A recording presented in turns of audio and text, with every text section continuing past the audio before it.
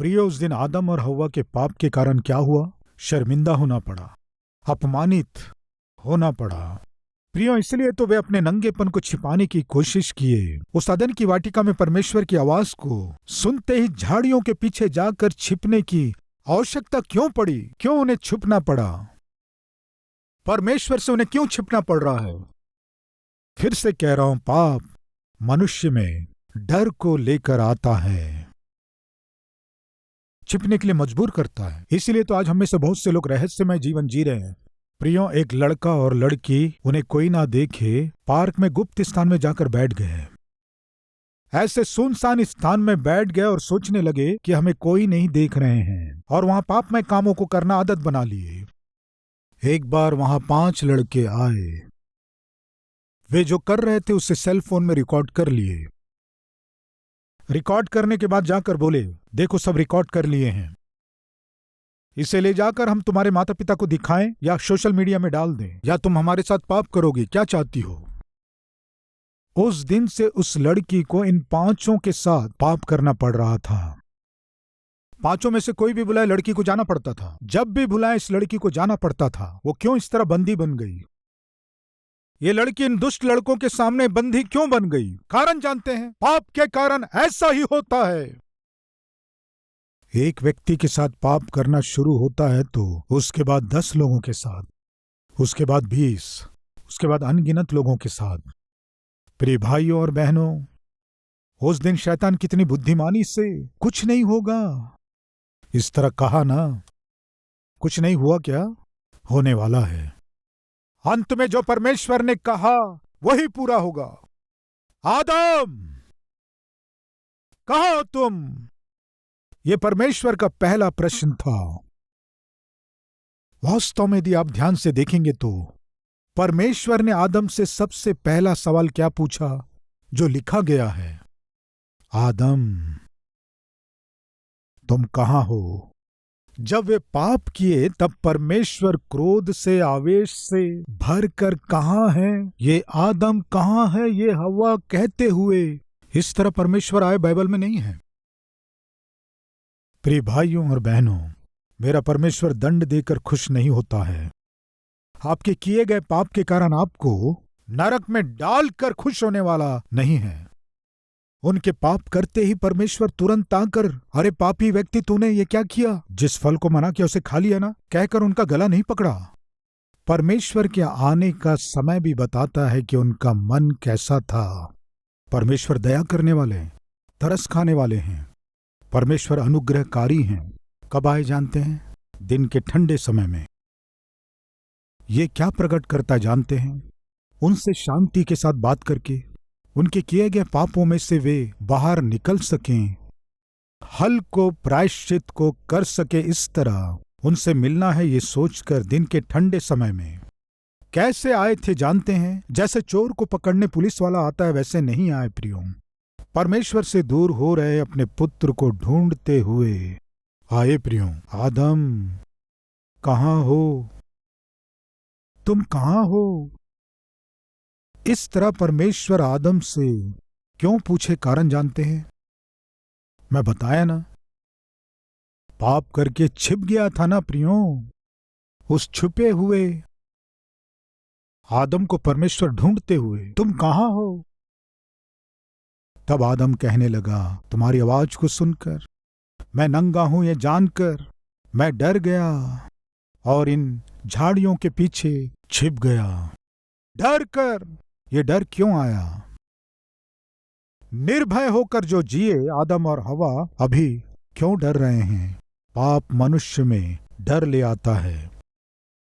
जब आप अपने जीवन में पाप करते हैं, गलत काम करते हैं, तब प्रिय भाई और बहन, तब हर बार आप डरेंगे, डरते ही रहेंगे। आज हम में से बहुतों को डर है।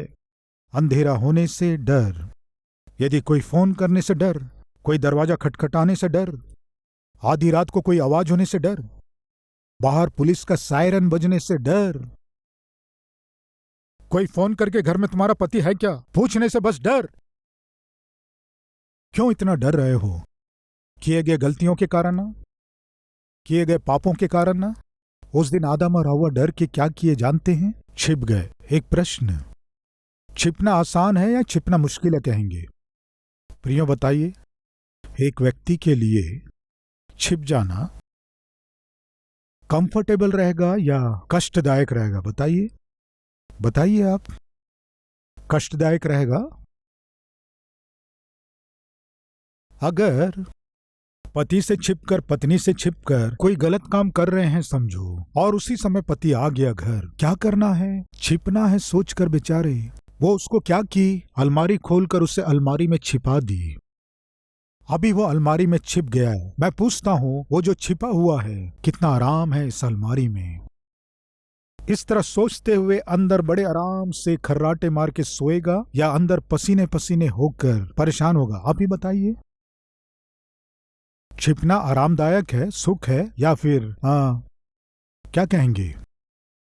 पति घर आया, भोजन किया, उसके बाद 2 घंटे सोया, उसके बाद वो चला गया। फिर वो जल्दी जल्दी आकर अलमारी में जो था उसे बाहर निकालूंगी सोची तो अलमारी खुलते हुए सामने गिरा। क्या हुआ? मर गया प्रियो। ऐसा क्यों हुआ? छिपना उतना आसान नहीं है। प्रिय भाई और बहन, आपको क्या समझ में आ रहा है? आज हमें बहुत से लोग छिप रहे हैं। आज हमें बहुत से लोग लुका छिपी खेल रहे हैं। उसमें सुख नहीं है, उसमें शांति नहीं है, उसमें आनंद नहीं है। कृपया सुनिए, छिपने वाला हर एक व्यक्ति अपने जीवन में मुसीबतों को उठाता है। कहीं पकड़ में ना आ जाऊं, कहीं कोई देख ना ले, ये सोचकर मनुष्य बिना शांति के जी रहा है। उस दिन परमेश्वर ने आदम को पुकारा, आदम तू कहां है? तुम कहां हो? तुम्हें मेरे साथ रहना था, मुझसे बातें करना था, मेरी उपस्थिति में रहना था, मेरे साथ संगति में रहना चाहिए था, मेरे साथ बात करना था। कहां हो? परमेश्वर ने भटके हुए आदम से जो प्रश्न किया वही प्रश्न आज आपसे भी कर रहे हैं। प्रिय भाई और बहन, कहां हो? मेरे बेटे के रूप में जीना चाहिए था, मेरी बेटी के रूप में जीना चाहिए था, पवित्र जीवन जीना था तुम्हें, मेरे गवाह होकर जीना चाहिए था, सेवा में तुम्हें भाग लेना चाहिए था, कलीसियाओं की स्थापना करना चाहिए था, आत्माओं को जीतना चाहिए था, बच्चों को वचन के अनुसार बढ़ाना चाहिए था, परिवार की जिम्मेदारी के साथ पोषण करना चाहिए था। तुम कहां हो? शिमशोन, मैं तुमसे एक प्रश्न कर रहा हूं, तुम कहां हो? शिमशोन, तुम कहां हो? असली में तुम्हें कहां रहना था? आज तुम कहां हो? शिमशोन, इजरायली देश में इजरायली लोगों के पक्ष में रहकर संघर्ष करके उनको सुरक्षा देना था, उनका सहारा बनना था, उनका आधार बनना था। प्रियो कहां था जानते हैं? दलीला के गोद में सोया था। शिमशोन, असली में तुम्हें कहां रहना था और तुम कहां हो? प्रिय भाइयों और बहनों, आज परमेश्वर आपसे ही बोल रहे हैं। असली में आपको कहां रहना चाहिए था? आपकी आत्मिकता कैसे रहनी थी? आज आपका परिवार कैसे रहना था? आज आपकी नौकरी कैसे रहनी थी? आज आपकी पढ़ाई कैसे होनी थी? आपको क्या पढ़ाई करना था और क्या पढ़े? आपको कौन सी नौकरी करना था, आज कौन सी नौकरी कर रहे हैं? कितने महान सेवा को करना चाहिए था और आज आप क्या कर रहे हो? आज परमेश्वर हर एक जन से पूछ रहे हैं, हमारा उत्तर क्या है? शिमशोन को इजरायलियों के पक्ष में न्यायी के रूप में रहकर अपने देश के लोगों की शत्रुओं से उनकी रक्षा करना था, लेकिन आज शिमशोन कहां है? 2 खंभों के बीच जंजीरों से बांधा जाकर, दोनों आंखें फोड़ दिए जाकर, एक अभागे स्थिति में, दुश्मनों के हाथों में मार खाकर, घायल होकर, बेसहारा बनकर उन जंजीरों के बीच खड़ा रह गया। प्रियो, शिमशोन, तुम्हें कहां रहना चाहिए था? तुम कहां हो? प्रिय भाई और बहनों, परमेश्वर आज आपसे पूछ रहे हैं, आपको कहां रहना चाहिए था? संडे स्कूल आती थी, संडे स्कूल आते थे, बचपन से ही प्रभु की प्रार्थना किए थे और की थी, और बहुत पहले बपतिस्मा ले लिए, बहुत पहले से क्वायर में भाग ले रहे हैं, बहुत सुंदर गीत गाते हो, बहुत सुंदर गीत गाती हो, कलीसिया में सेवा में सेवकों के साथ संगति में रहकर आप उन्नति किए, लेकिन आज आप कहां हैं?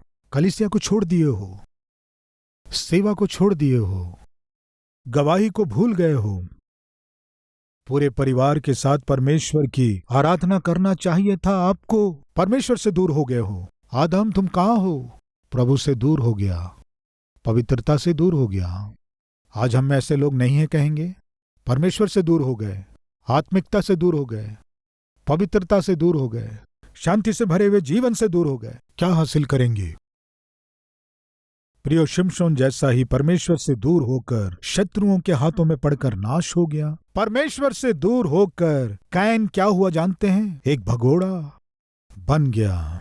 आज हम में कोई भी क्यों ना हो, आपके किए गए पापों के कारण परमेश्वर से दूर हो रहे हैं तो आप भगोड़े हो जाएंगे, बिना दर्शन और मंजिल के जिएंगे। याद रखिए, परिवार को बना नहीं पाओगे, परिवार का पोषण नहीं कर पाओगे, समाज में आदर इज्जत नहीं पा सकोगे, भगोड़ा बनकर जियोगे।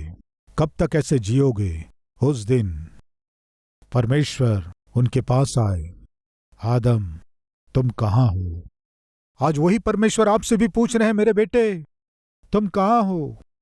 तुम्हें कहाँ रहना था? तुम कहाँ हो? बहन, परमेश्वर आपसे पूछ रहे हैं, मेरी बेटी असली में तुम्हें कहाँ रहना था? और आज तुम कहाँ हो?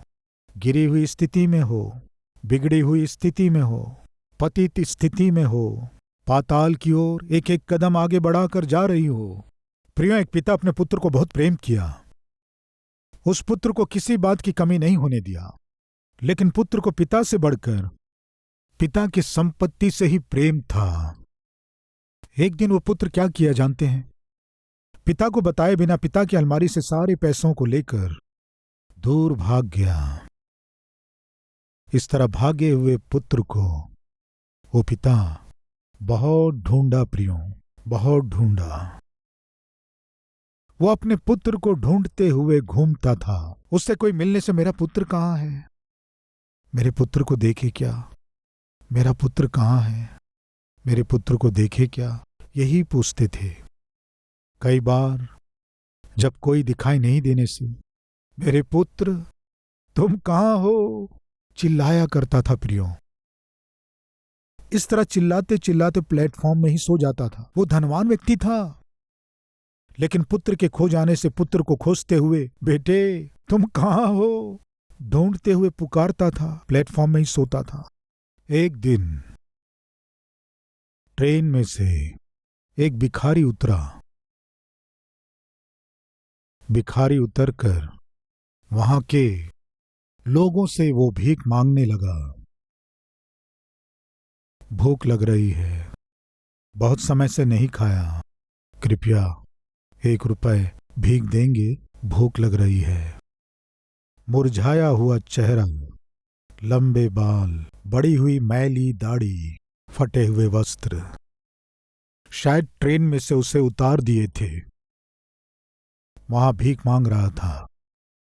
भूख सह नहीं पा रहा हूं, कृपया मेरी सहायता कीजिए। जब वो भीख मांग रहा था, इस तरह भीख मांगते हुए वहां जो सोया था उस बूढ़े व्यक्ति के पास आकर जगाकर, बाबूजी भूख सह नहीं पा रहा हूं, मेरी कुछ सहायता करोगे क्या, पूछ रहा था। लेकिन वहां सोया हुआ बुजुर्ग कुछ बड़बड़ा रहा था। क्या बड़बड़ा रहा था जानते हैं? बेटे तुम कहाँ हो, मेरे बेटे तुम कहाँ हो, बस यही नींद में बड़बड़ाता था। और ये भिखारी कह रहा है, भोजन किए हुए बहुत दिन हो गए, भूख लग रही है, 1 रुपए देंगे, भीख मांग रहा था। बाबूजी 1 रुपए देंगे क्या? जब मांग रहा था, वहां सोया हुआ बुजुर्ग व्यक्ति आंखें खोला, सामने उस भिखारी को देखा। वो भिखारी हाथ बढ़ाकर, भूख लग रही है, मुझे खाना चाहिए, खाने के लिए मुझे कुछ भीख देंगे क्या? उस बुजुर्ग ने कहा, बेटे कहाँ हो, अभी तक तुम कहाँ थे? ये कहते ही उस पुत्र को समझ में आ गया, ये जो है मेरा पिता है। पिता को समझ में आया कि ये मेरा पुत्र है। तब उस पिता ने कहा, बेटे अब तक तुम कहाँ थे? तुम्हें राजकुमार के समान जीना था, मेरी सारी संपत्ति के तुमको वारिस बनना था। मुझे छोड़कर, मेरी संगति को छोड़कर, मेरे अनुशासन को छोड़कर तुमने अपनी मर्जी चाहा, अपने मित्रों को, अपने दोस्तों को चाहा। आज तुम्हारी मित्रता हो सकती है या तुम्हारे पापमय आदतें हो सकती हैं। तुम्हारी चाही गई स्वेच्छा के कारण तुम भिखारी बन गए। तुम भीख मांग रहे हो। मैं तुम्हें ढूंढते हुए घूम रहा हूं बेटे। भीख मांगने की नौबत तुम्हारे जीवन में क्यों आई बेटे? तुम्हें कहाँ रहना चाहिए था? कहाँ हो बेटे?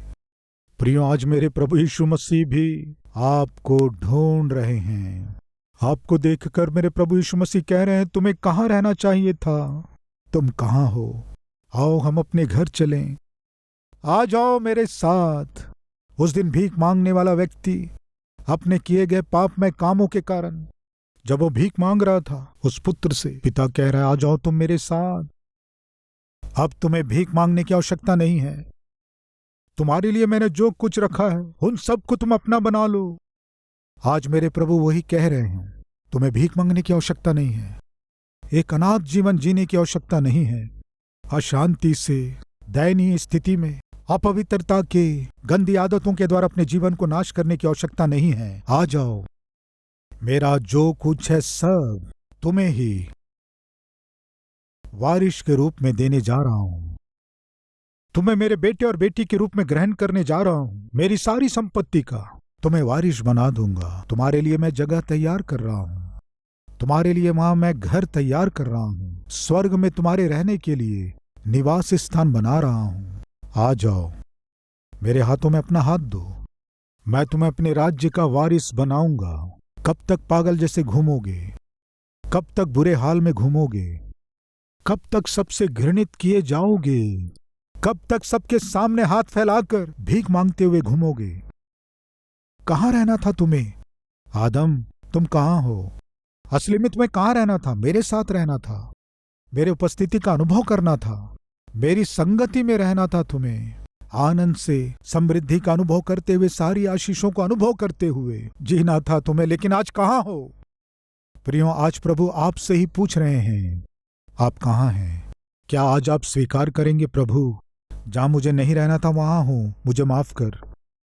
जिस स्थिति में नहीं रहना है उसमें हूं प्रभु, माफ कर। आपकी इच्छा के अनुसार पवित्र जीवन मैं नहीं जी सका। एक आदर्श माता पिता के रूप में, पति या पत्नी या पिता या माँ या सेवक के रूप में अभी तक मैं नहीं जी सका। मुझे माफ कर पिता। आज से आपकी इच्छा के अनुसार जैसे आप रहने को कहो, रहने के लिए मैं तैयार हूं पिता। मैं अपने जीवन को आपके हाथों में अर्पण कर रहा हूं। कहने वाले कोई हैं तो मेरे साथ मिलकर प्रार्थना करेंगे क्या? आइए प्रार्थना करें।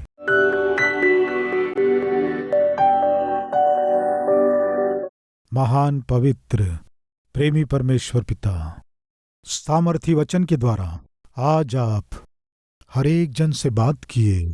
आपका धन्यवाद स्तुति करते हैं पिता। पता नहीं क्यों मनुष्य प्रारंभ से ही आपकी बात सुनने से, आपकी आज्ञा मानने से बढ़कर शैतान की बात सुनने के लिए, उसकी बात मानने के लिए पहला स्थान दिया। उसके किए गए हर एक पाप और गलतियों के कारण कष्ट होगा, नष्ट होगा, बर्बाद होगा जानता था, और नाश हो जाएगा और मिट जाएगा जानकर भी पता नहीं क्यों शैतान की बात सुनकर पिता, आज हम में से बहुत से लोग शांति को खो दिए हैं, आनंद को खो दिए हैं, आत्मिकता को भी पिता खो दिए हैं। लेकिन इस समय आप कह रहे हैं, कहाँ हो पिता? हम मान रहे हैं, आप जहां हमें देखना चाहते हैं हम वहां नहीं हैं पिता। आपके चाहने वाली स्थिति में हम नहीं हैं पिता। आपके चाहने वाले स्तर में हम दिखाई नहीं दे रहे हैं पिता। ये सत्य है। क्षमा कीजिए, माफ कीजिए। आज जितने लोग पिता, इनकी स्थिति दीनहीन स्थिति है, अपवित्र स्थिति है, आपसे दूर चले गए हैं।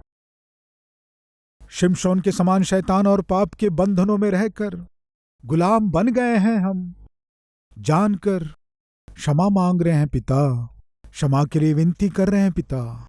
दया करके हर एक जन जो जो पाप अभी तक किए उनके कारण आपको बहुत दुख पहुंचाए हैं, इस विषय में आपसे क्षमा मांग रहे हैं पिता।